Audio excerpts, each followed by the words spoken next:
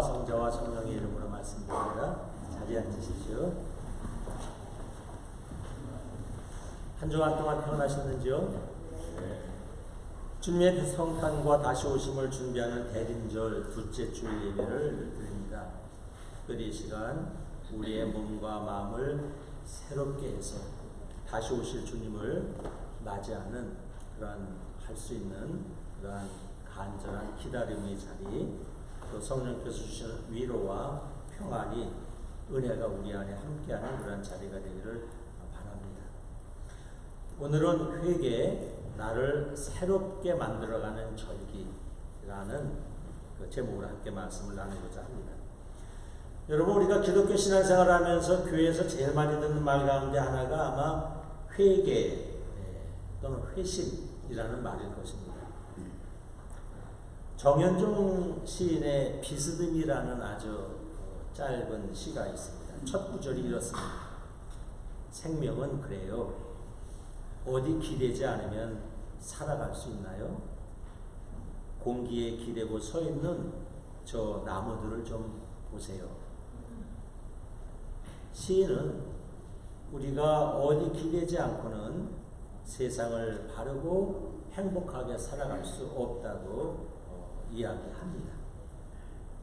근데 세상을 보면 세상에서 나 혼자 살아가려는 사람, 내 것, 내 이익, 내 자존심, 내 명예 이외에는 아무것도 없는 것처럼 여기며 사는 사람들이 많이 있습니다.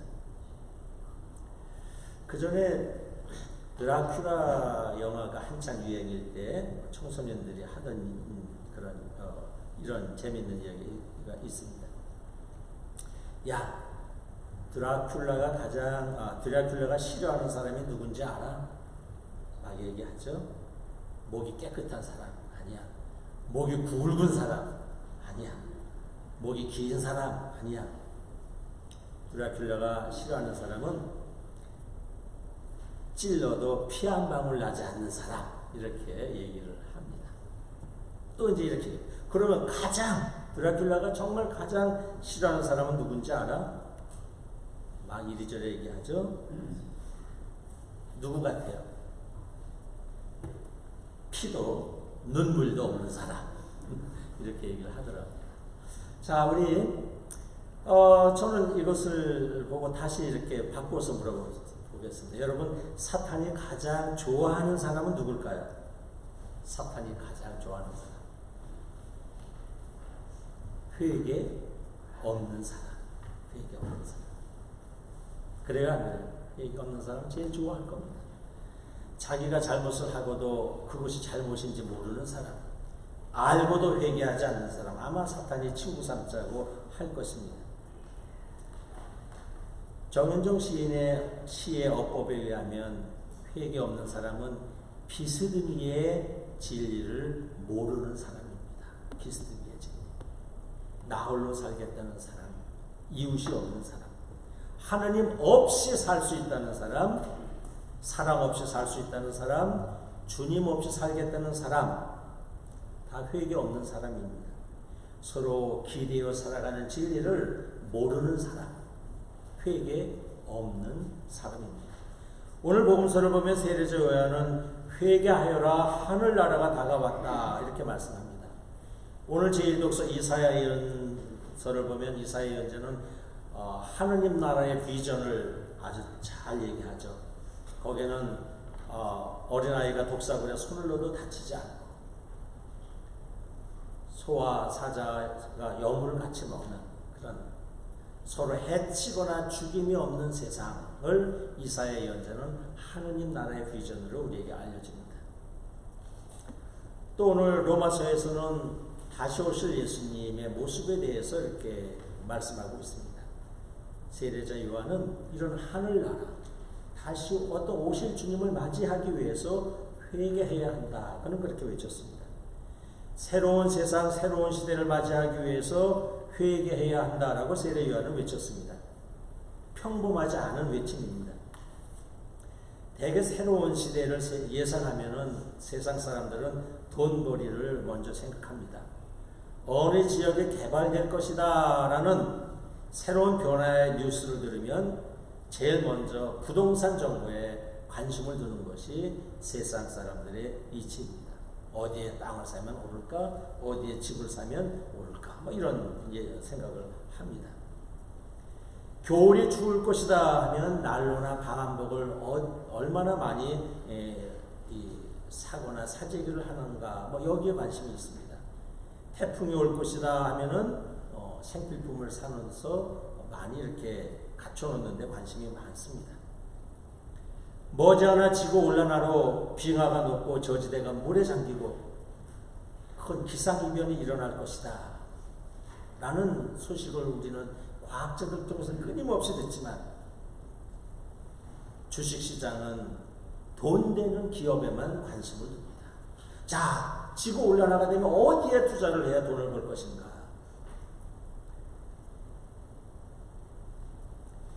우리 자신들은 전혀 관계도 없이 우리 사람들의 잘못으로 지구 온난화가 돼서 동물들이 멸종해 갈 것이 분명한데도 도끼가 이미 세례 요한의 말대로 도끼가 이미 우리 이 땅 위에 내려졌습니다. 세례자 요한은 얘기하죠. 도끼가 이미 나무 뿌리에 놓여졌다. 회개하지 않으면 이렇게 얘기하는데 어쩌면 그 도끼가 우리 지구 위에 이미 내려졌습니다. 그럼에도 불구하고 세계 각국의 정치 지도자들을 보면 온실가스를 줄이자는 언어는커녕 자국의 산업 성장과 경제 발전만을 고수하려 합니다. 어떻게 해서든지 방위비를 더 많이 얻어내려고 이렇게 무진무진 서로 신경전을 벌입니다. 다가올 미래, 새로운 시대를 맞이하려는 마음이 온통 소유나 물질에 있습니다. 세례 요한은 아닙니다. 다가올 미래, 새로운 시대를 맞이하기 위해서 우리는 회개해야 한다고 세례 요한은 외칩니다. 이것이 세례 요한의 위대한 점입니다. 그는 회개함으로 새 시대를 바라보자고 얘기합니다. 오늘의 키워드는 회개입니다. 회개. 우리는 회개에 대해서 잘 알고 있습니다. 일반적으로 회개는 자신의 도덕적인 잘못을 고백하고 동의하고 돌아서서 고친다는 뜻으로 우리는 알고 있습니다. 구약 성경에는 회개라는 단어가 쉬운 8번 나옵니다. 쉬운 8번. 낙함, 뉘우치다라는 말이고요. 또는 슈브, 돌아서다, 돌아오라 하는 의미입니다. 낙함 혹은 슈브라는 말이 구약 성경에 쉬운 8번 나옵니다. 신약 성경에는 쉬운 5번 나옵니다. 메타노이에 돌아오라 하는 의미죠. 잘못된 행동을 뉘우치고 돌이키고 그래서 돌아서는 것, 이것을 회개라고 합니다. 많은 사람들은 회개를 그저 감정적인 일시적인 후회 정도로만 생각하는 분들이 많이 있습니다. 잘못했습니다. 제가 죄인입니다. 다시는 안 그러겠습니다. 이런 정도로만 회개를 이해하는 경우가 많이 있습니다. 그러나 사실 성경이 우리에게 요구하는 회개는 이러한 철저한 통회와 함께 돌아오는 것, 슈브, 되돌아서는 것입니다. 우리가 자동차를 타고 어느 목적지를 가다가 길을 잘못 들어섰으면 다른 방법 없습니다. 뭐 하는 방법 외에는 없어요? 돌아오는 것 외에는 목적지 가는 길이 없습니다. 자, 오늘 우리는 이 회개에 대해서 한번 생각을 해봅니다. 일단 회개의 깊은 의미는 자신이 행한 잘못에 대한 철저한 통회, 이것이 회개입니다.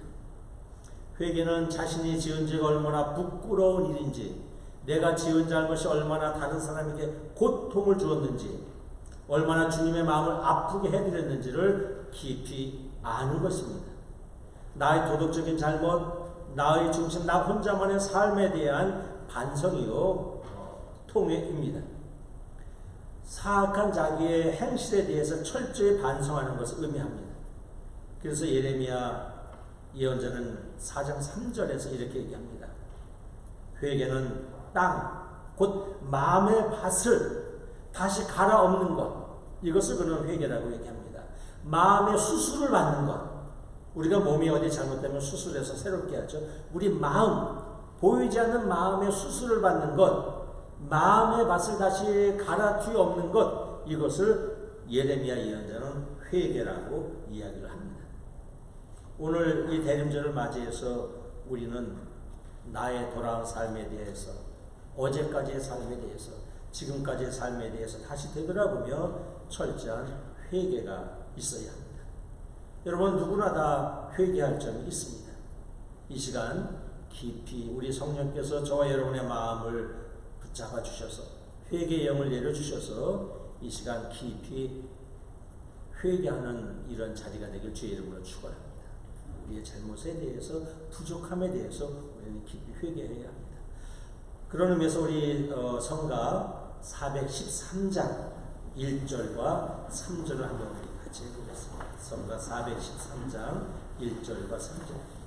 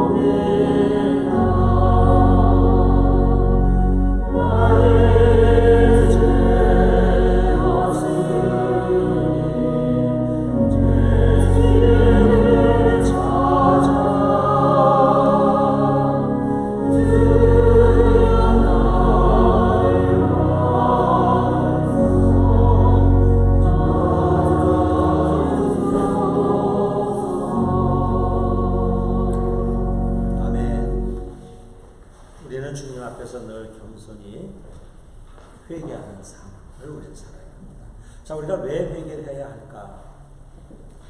먼저 회개는 자신이 누군지를 알게 합니다.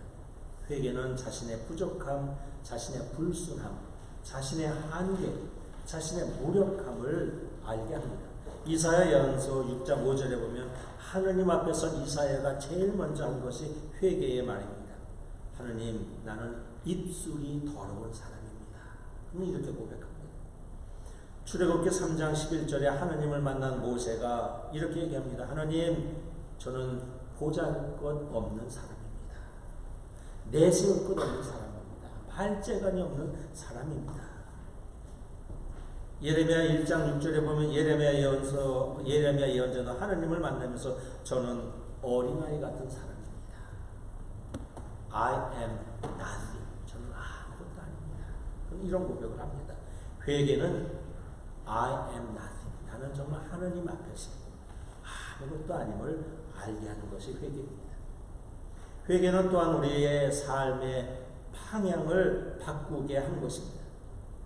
회개의 진정한 의미는 통해 그 자체를 넘어서 나의 인생의 방향이, 마음의 방향이 하느님을 향해서 돌아서는 것, 이것이 회개이고 이것이 회개의 가치이고 회개의 진정한 의미입니다.